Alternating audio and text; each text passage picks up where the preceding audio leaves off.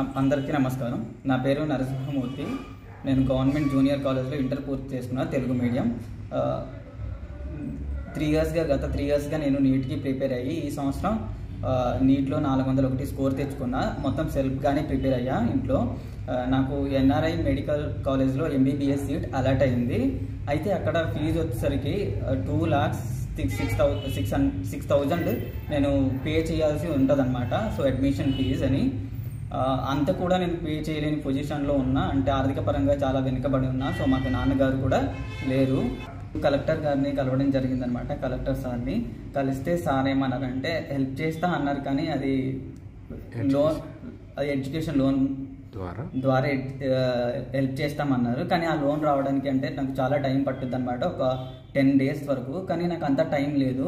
ఒక 2 daysలో నేను రిపోర్ట్ చేయాలి. 29 లాస్ట్ రిపోర్ట్ డేట్ అనమాట. సో అందుకారణంగా ఆ హెల్ప్ చేస్తామన్నారు, కానీ అప్పటికల్లా నాకు అమౌంట్ అనేది సెట్ కాదనమాట. ఒకవేళ నేను ఫీజు కానీ కట్టకపోతే నా సీట్ అనేది క్యాన్సిల్ అయిపోయి నేను ఇంకా అవుట్ ఆఫ్ కౌన్సిలింగ్ అయిపోతాను అనమాట. నాకు అసలు ఈ సంవత్సరంలో సీట్ ఇవ్వరు.